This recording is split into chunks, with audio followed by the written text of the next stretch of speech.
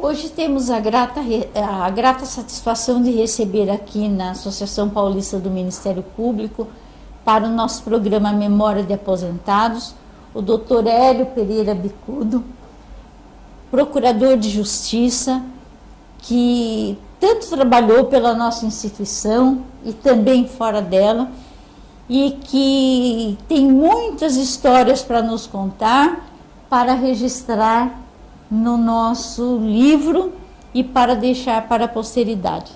Doutor Hélio, muito obrigada pela sua presença e pela sua disposição em vir até aqui nos contar tantas coisas que ficarão tão importantes para as pessoas que virão e saberão da história do Ministério Público. Na verdade, eu estou agradecendo, porque eu me considero, mesmo depois de aposentado, membro do Ministério Público. E é? Porque é a instituição que eu abracei e que eu procurei honrar durante o meu percurso como promotor e procurador de justiça. Muito obrigada, doutor. Obrigada, doutora Cidênia. Dando continuidade, então, à entrevista, vamos agora ouvir o doutor Hélio Pereira Bicudo, procurador de justiça aposentado, jurista e político brasileiro e um defensor dos direitos humanos. Doutor, muito obrigada pela participação, pela presença aqui no programa Memória dos Aposentados. Sim. Por que o senhor escolheu ser promotor de justiça na época, quando o senhor entrou lá em 1947? Isso mesmo. Olha, essa questão de ir para o Ministério Público, eu já tinha na minha cabeça quando estava cursando a Faculdade de Direito. Eu vou ser promotor público, né? E eu me formei em 46 e fiz no primeiro concurso do Ministério Público, que ocorreu após a minha formatura, foi em 47. Né? E eu fiz, então, me inscrevi para o concurso, não é? E procurei, né, me sair bem no concurso, né? Eu me lembro que a figura mais importante entre os candidatos era o Fernando de Albuquerque Prado, que foi promotor durante muito tempo. Não sei se ele chegou a ser procurador da Justiça, mas acredito até que sim. E ele era, vamos dizer assim, a pessoa mais indicada para vencer o concurso, que era um concurso para 9 vagas ou 10 vagas, né? E candidatos eram pouquíssimos, 70, 80 candidatos, não tinha mais do que isso, né? Então, o concurso era muito interessante porque tinha uma prova escrita, que era guardada, não era corrigida, e depois tínhamos a prova oral, que era uma prova, primeiro, com os examinadores, era uma banca de 3 procuradores da Justiça, né? E depois havia uma sessão de perguntas recíprocas entre os candidatos, né? E eu caí exatamente, por sorteio, eu caí para fazer e receber perguntas do Fernando Prado. Justamente. Justamente. Não, mas foi muito bem, foi tudo bem.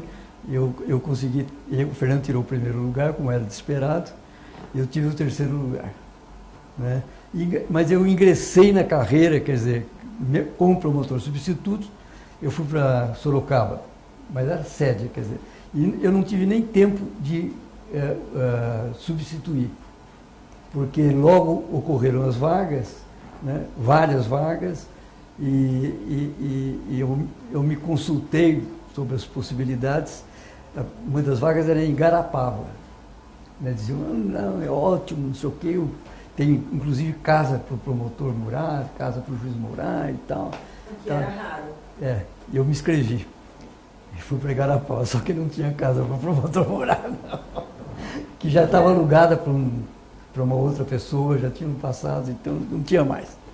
Mas foi uma experiência muito boa, porque era uma comarca complicada, uma comarca quase de sertão, né, dominada por advogados de ascendência síria, né, e o juiz estava complicado com os advogados, era o doutor João Del Nero, que depois foi desembargador, né, E eu fiquei 2 anos em Igarapava. É uma cidade, fim de sertão mesmo, começo de sertão. Eram várias as dificuldades. Várias, inclusive não tinha calçamento nas ruas, quer dizer, não havia o conforto que você precisa ter para você manter sua família. Mas assim mesmo, eu aluguei uma casa. O senhor já foi casado? Já fui casado. Eu aluguei uma casa e depois de algum tempo minha mulher, que estava esperando a minha primeira filha, ela nasceu o bebê aqui em São Paulo, porque eu não tinha muita confiança nos meios médicos lá em Igarapava, né? E depois ela foi para lá e nós ficamos 2 anos em Igarapava. 2 anos de luta, porque o juiz estava metido numa luta com os advogados queriam passar por cima de tudo e tal, e como eu achava que quem tinha razão era o juiz, então eu me metia na briga, e foram 2 anos complicados, mas bons, porque você sabe até que ponto você pode ir, né? Até que ponto você recorre ou não recorre, você reclama ou não reclama, né? E 2 anos depois eu fui comissionado em Franca. Franca é perto de Igarapava, mas uma comarca totalmente diferente de Igarapava. Era a segunda entrância, mas era uma comarca naquele tempo ótima, não tinha problema, bons advogados, né? Não eram advogados que queriam brigar e tal, eram advogados normais, mas bons advogados, né? O juiz era o Atugasmin Médici Filho, que depois foi desembargador também, né? E o Atugasmin era um bom juiz, de modo que eu passei 2 anos em Franca e foram 2 anos muito, muito bons. O senhor fazia atendimento assim com a sociedade também? O senhor fazia atendimento da população? Fazia, porque Franca tinha lá uma fábrica do que era mesmo? Bom, ainda não tinha fábricas de calçado. Franca depois é que começou a ter as fábricas de calçado, Samel e tal, coisa. Mas era, como é que se diz? Era uma fábrica de tecidos de rami, que tinha um monte de reclamações. Então a gente fazia a parte trabalhista toda, né? E fazia também a parte, evidentemente, né, da justiça comum, né, criminal. Você fez júri lá? Não, em Igarapava eu fiz. Foi o primeiro júri que eu fiz, foi em Igarapava. Era um processo muito interessante, sabe? Porque era uma família e eles haviam matado uma pessoa, né? E eles queriam empurrar o homicídio para o chefe da família, que era um senhor já de idade e tal, então, para gozar dos benefícios da idade, né? E eu consegui mudar isso, porque era um negócio de... A pessoa tinha sido baleada no lugar, ele tinha se deslocado depois de baleado e caiu. Então, isso era um motivo para dizer que era legítima defesa e tal. Não era. E eu consegui ganhar de 7-0. Lá em Igarapava. Consegui, mas nada de discurseira. Problema técnico, mostrando, olha, isso é assim. Né? Mas em Franca eu não fiz nenhum júri, porque não havia nenhum, graças a Deus, nenhum homicídio, né, a ser processado. Depois eu fui para Jaboticabal. Jaboticabal eu fiz um júri, foi bem, um júri normal, né? Não tinha problemas com advogados, nem coisa nenhuma. Em Igarapava tinha. E depois, quando eu estive em Sorocaba, eu fiz um júri que eu acho que foi, que eu encerrei a minha como é que se diz, atuação nos júris, mas foi muito bom, porque lá em Sorocaba, quando eu assumi, um dos escrivães chegou para mim e disse: doutor Hélio, o senhor tem a objeção de encaixarmos agora, vai ser o projeto, vai ser a sessão de júri, um projeto que já tem 2 vezes já foi para o tribunal, já voltou, uma coisa mais ou menos simples e tal. O senhor não se incomoda de a gente colocar e fazer essa sessão de juros? Não, pode fazer, não tem problema. Aí eu fui pegar o processo, né? Fui pegar o processo, e só que não era tão simples assim, né? Porque eram 2 absolvições mesmo. Ele tinha tido, o réu tinha, a ré, era uma ré, era uma parteira, né? O crime era de, como é que se diz? De aborto, né? E ela era a fazendeira de anjos da sociedade média e alta de Sorocaba. E eu, então, fui ver o que tinha, o que não tinha, e tinha, então, num vidro, né, o útero de uma moça, né, e que era o útero da vítima desse crime, e que a parteira tinha sido absolvida. Então, eu peguei aquele negócio e levei para um médico da Faculdade de Medicina, que estava recém, Dr. Linneu, até eu me lembro o nome dele. E levei para ele me dizer como é que tinha sido esse homicídio da parteira. Ele disse, não, isso ela... E aí ele me mostrou um instrumental, chama velas de Egar. Eram vamos dizer assim, estiletes que começavam quase com 2 milímetros, 3 milímetros de calibre e ia aumentando, né? Então ele disse, olha, o problema nesse caso é que maiormente se faz o aborto introduzindo uma sonda no colo do útero. Para você introduzir a sonda no colo do útero, você precisa dilatar o colo do útero, porque o colo do útero, depois da concepção, ele endurece, você não consegue pôr nada lá dentro. Então, tá bom. Então, o senhor me empresta o equipamento e me mostrou, me emprestou as velas todas e tal. E eu fui para o júri e a defesa como é que se diz, a ré, que era, o nome dela era Gigina Bevilacqua, não é? Era a defesa do advogado fazer a defesa, ele pegava uma sonda de borracha, que é usual para o efeito de fazer aborto, e mostrava para os jurados que ele não conseguia botar aquilo no colo do útero, porque o colo do útero estava fechado, né? Então... É de tirar o fôlego, imagina. Então, eu tinha levado o negócio das velas, aí eu expliquei para os jurados, olha, isso é assim, você vai, põe uma, depois põe outra, depois põe outra, depois quando está dilatado, aí você põe a sonda, porque do jeito que está não faz, era o que tinha acontecido. E eu juro, por 7-0, porque o advogado dizia, não pode, não entra, não sei o que e tal, isso não existe e tal. Eu mostrei que não era por aí que as coisas corriam. De outra forma, né? E a Gigina foi condenada, né? Foi condenada, e até os médicos lá de Sorocaba, naquele tempo, pouco antes foi criada a Faculdade de Medicina, foi para nós aí ótimo, porque precisava afastar essa mulher da profissão e tal. Então esse foi, acho que foi, se não foi o último, foi o último júri que eu fiz. Quer dizer, o segredo do júri, então, é mostrar a verdade. É verdade, mostrar a coisa como era, quer dizer. Que uns falam alto, outros falam baixo. Não, é mostrar a realidade, né? Mas é tal história, as pessoas não procuram ir a fundo no assunto, né? Mostrar, porque o jeito de pegar, mostrava o advogado, mostrava ali que não é possível, não dá. Superficialmente. Aí eu disse, bom, não é bem assim, 7-0.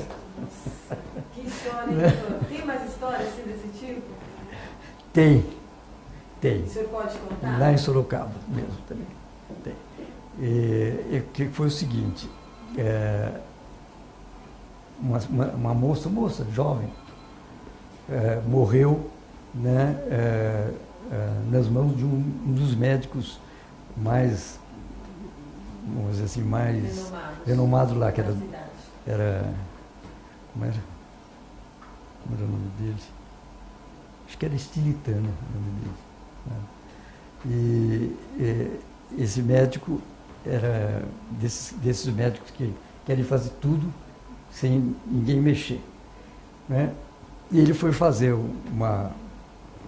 como é que se diz, uma apendicite, uma coisa qualquer, e deixou no abdômen da moça, era uma moça, uma dessas, como é que se diz, pinças hemostáticas, parece uma tesoura, né? E deixou dentro da barriga. E aí, com evolução, gases e tal, coisa, o intestino enrolou-se na tesoura e deu obstrução intestinal na moça. E ela morreu por obstrução intestinal. Então, quando eu vi esse negócio, tirou fotografia, tinha uma fotografia, aquela bruta tesoura lá dentro da barriga da moça, eu disse, não, isso não é possível. Aí fui lá. O doutor tinha que descobrir isso. Porque a polícia não mexe. Né? Mas aí eu fui outra vez na faculdade de medicina, com esse, que era o diretor, era o doutor Lineu, e ele me explicou. Foi isso que aconteceu. Quer dizer, ela deixou, esse médico deixou como é que se diz, a pinça na barriga dela, e aí aconteceu o que aconteceu. Era um médico mais de nome lá em Sorocaba, era o doutor Estilitano. E aí eu disse, bom, então vamos abrir o processo, né? Vamos abrir o processo e foi aquela grita lá. Cidade inteira. Porque ele era mais. Mas tinha alguns médicos que estavam de acordo com ele. Porque o problema era o seguinte, era o problema de você controlar o material usado na intervenção cirúrgica e aquele que você usou. Quer dizer, você usava... Então eu perguntei para o doutor Lineu, como é que vocês fazem o controle? Tem uma enfermeira especializada? Lá não tem, né? Lá não tinha instrumentista. Aqui, hoje, deve estar, todo mundo tem instrumentista, mas naquele tempo não tinha.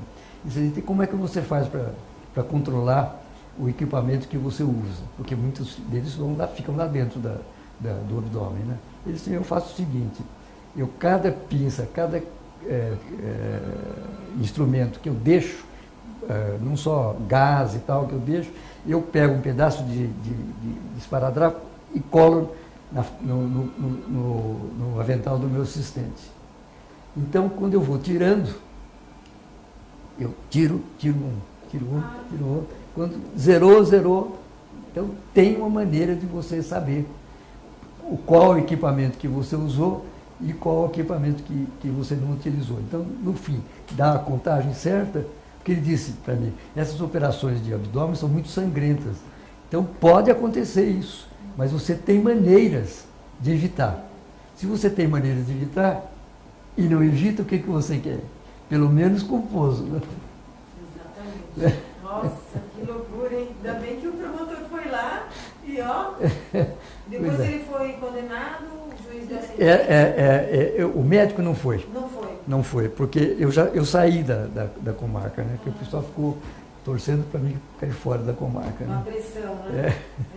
E a pressão na procuradoria funcionava. Funcionava, né? Mas eles não me podiam botar também em qualquer lugar. Então, eu fui para... Quem que era? O senhor lembra o procurador-geral na época? Era o César Salgado no começo. Depois, eu acho que era o Márcio Martins Ferreira. Era o Márcio Martins Ferreira. Agora, o senhor já era, né, atirado. O senhor falava, vou fazer e pronto. Exatamente. Mas naquela época, a ideia do senhor era ficar mais como promotor de justiça mesmo. O senhor não tinha ideia de trabalhar na política como bem mais tarde o senhor veio? Eu fazia isso. Esses casos, o senhor já gostava? Não, eu já fazia isso. Eu ia para a polícia. Cobrar do delegado. O que é isso? Ah, tá. Não é? Então o delegado ficava sempre com o pé atrás. Entendi. Da parte do delegado tinha que fazer o papel dele também. Né? Pois é. Então, esses dois casos, eu me lembro, foram casos, vamos dizer assim, muito claros de que o promotor público pode fazer, né, para evitar uma decisão que não cabe nos trilhos da justiça, né? Então, pode. Então, vai, eu ia e acabou. O delegado não piava, não. Doutor, depois então da última comarca, foi a terceira já? A terceira foi Sorocaba, né? Foi Sorocaba. E depois eu fui guindado com a terceira na capital, que tinha uma promotoria na capital. Era o promotor adjunto da capital. Era a terceira entrança. E era péssimo, porque você substituía em qualquer vara, ou da família, ou criminal, qualquer vara. Então era um negócio que não era funcional, porque você pegava coisas no meio, do meio para o fim, do fim não dava certo. E eu, na ocasião, fui falar com o César Salgado. Disse, olha, eu sou promotor de terceira, mas não estou no interior, estou em São Paulo. Então eu não posso arcar com os ônus da promotoria de São Paulo sendo promotor de terceira, né? E, então aí ele me convocou para uma das varas criminais. Aí eu trabalhei primeiro na 4ª vara criminal, com o Hildebrando. O Hildebrando era um juiz excelente. Não lembro o sobrenome dele. Hildebrando, e ele foi desembargador e tal. Era um juiz, olha, entre os juízes com quem eu trabalhei, foi o juiz mais competente, mais cônscio das responsabilidades. Porque naquele tempo o promotor fazia a instrução. O juiz só fazia interrogatório. E não havia reclamação nenhuma, os advogados não reclamavam nada, porque para tocar os processos, se fosse manter o sistema do promotor apenas reperguntar, não ia funcionar. Então, era o normal na Justiça Criminal de São Paulo, o promotor fazer a instrução e o juiz fazer o julgamento. E era bom? Não sei se seria bom, não é? Mas era a maneira de você andar com a justiça para frente, não ficar estagnada, né? Porque eu vou contar um episódio. Quando eu fui promovido para a 4ª entrância, naquele tempo você era promovido para uma vara. Eu fui promovido para a 1ª vara criminal. E eu era o juiz da 1ª vara criminal. Como era o nome dele? Não, eu lembro o nome dele, mas ele era Plínio Lino Gomes Correia. Ele era o juiz, mas completamente...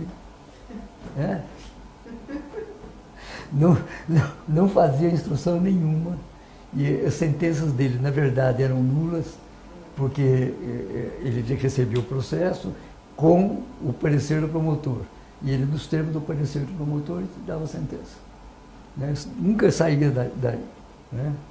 E eu fui para a 1ª vara, tinha problemas com o escrivão da 1ª vara, né? E eu comecei a cutucar o escrivão, com vara curta, como se diz, né? E ele, então, fez uma intriga com relação a mim, com relação ao Dr. Plínio. Eu queria pegar o Dr. Plínio, não sei o quê e tal. Aí o Dr. Plínio começou a bancar o valente, né? Então começou um negócio desagradável. Um dia eu pedi qualquer coisa e o despacho do juiz, naturalmente, quem fez o despacho foi o escrivão, era meio desaforado com relação a mim. Aí eu cheguei para o doutor Plínio, eu não posso aceitar isso aqui. Então recorra! Se não existe recurso para isso. Né? E eu queria que o senhor aceitasse a minha explicação. Não aceitou, eu peguei, escrevi e tal, e disse para ele, olha, a partir de hoje, o senhor não tem trabalhado, o senhor vai trabalhar. Porque acabou essa história de promotor fazer a instrução e o juiz fazer o julgamento. Nós vamos fazer a instrução juntos. Né? E eu vou fazer o papel de promotor e o senhor faz o papel de juiz. Uma semana depois ele foi embora. Pediu licença, porque não aguentava. Não aguentava. Porque eu também comecei a judiar um pouco dele, né? Porque perguntava. Então a gente começava a sair do fora às 7h30 da noite, 8 horas. Nossa. Agora, o senhor sempre foi atuante mesmo? Sempre procurei. Sempre... E aí, por isso que eu cheguei logo na Procuradoria. Né? Aí depois da quarta veio a Procuradoria. Procuradoria. Segunda instância. A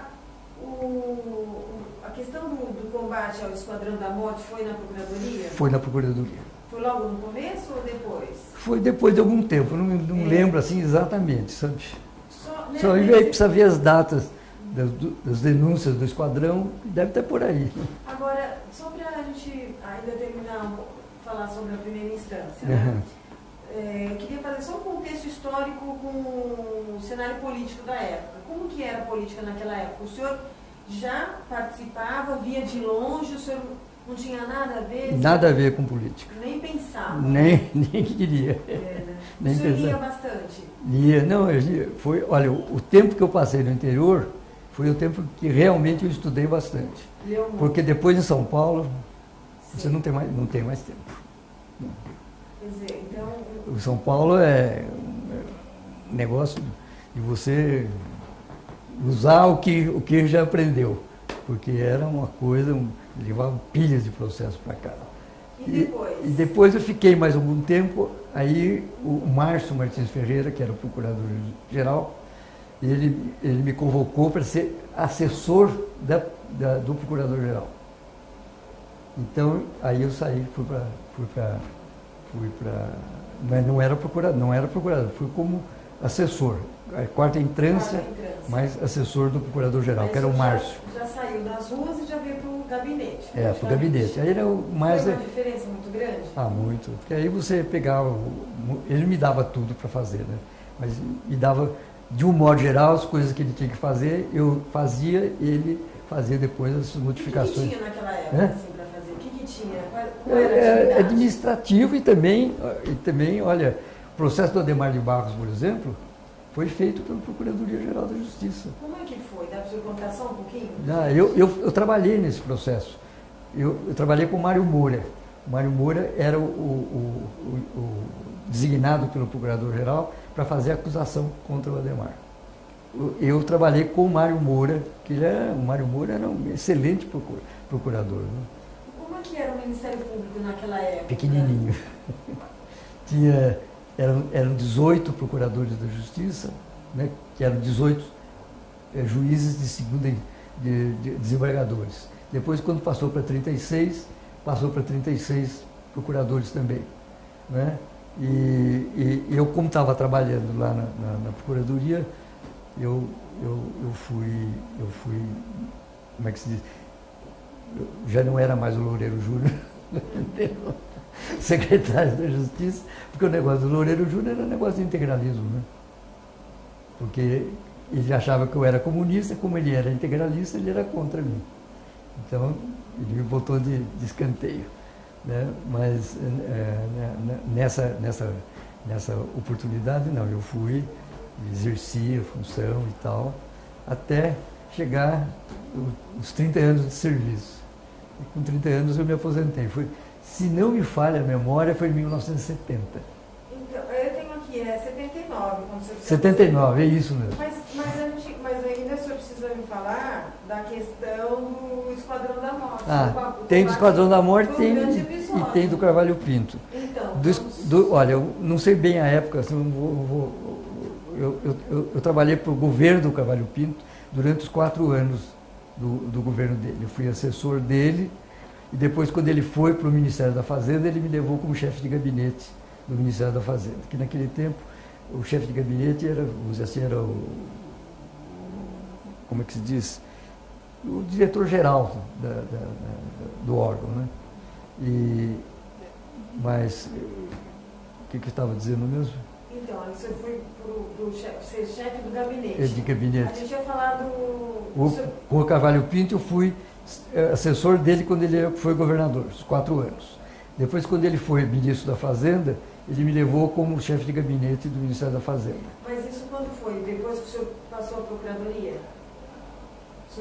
Sim, já tinha passado. Isso, então. Aí o senhor trabalhava lá no gabinete do Procurador-Geral, e o senhor estava lá na quarta. E depois depois o senhor foi promovido para a segunda instância. Isso. Depois eu passei a trabalhar no gabinete do Carvalho Pinto. Tá. Isso foi designado. Os 4 anos fiquei lá com ele. Tá. Né? E depois, quando ele foi para o Ministério da Fazenda, eu também fui para o Ministério da Fazenda com ele. Mas o Ministério da Fazenda foi pouco tempo, ele ficou de março a dezembro de um ano, né? Quer dizer, 1963.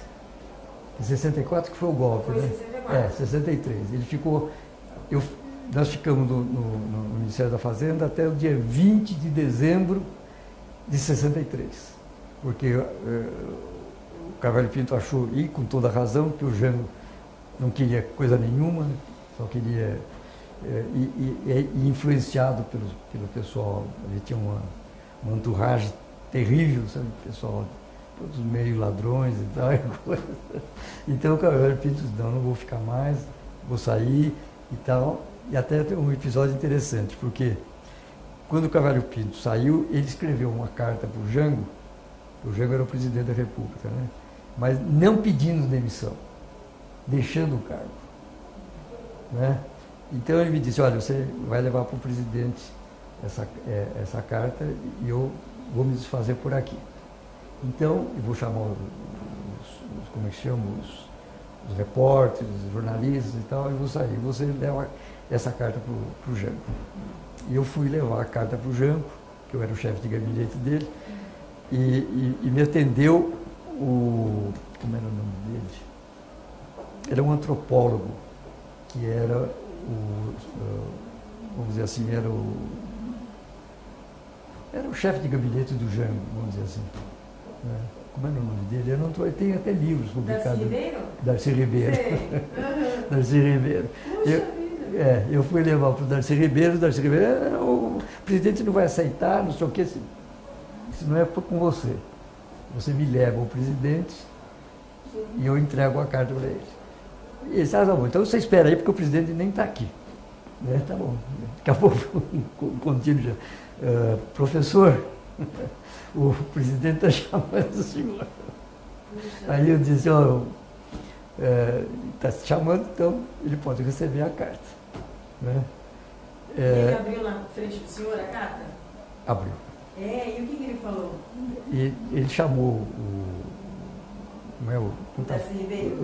O Darcy e pediu para o Darcy ir ao Ministério da Fazenda. Isso foi no Rio de Janeiro, né?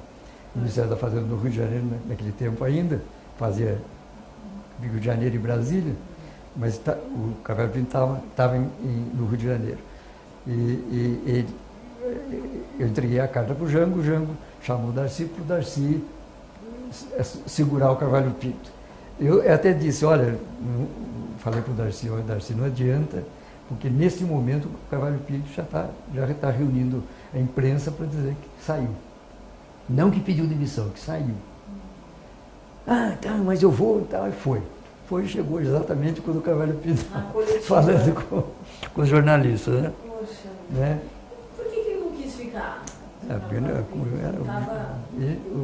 o Carvalho Pinto pegou o Ministério da Fazenda numa situação má. E ele era muito certinho. Ele começou a arrumar as coisas, dívida externa, dívida interna, isso e tal, estava arrumando. E aí houve um boato que o ministro da Fazenda seria o Brizola. Né? E começaram a fazer uma guerra de submundo com relação à posição do Carvalho Pinto. Eu disse, eu não vou ficar nesse negócio de jeito nenhum. Né? E não é que solicitou, saiu. O senhor nunca quis ter cargo dentro do Ministério Público, as coisas foram acontecendo. Sim.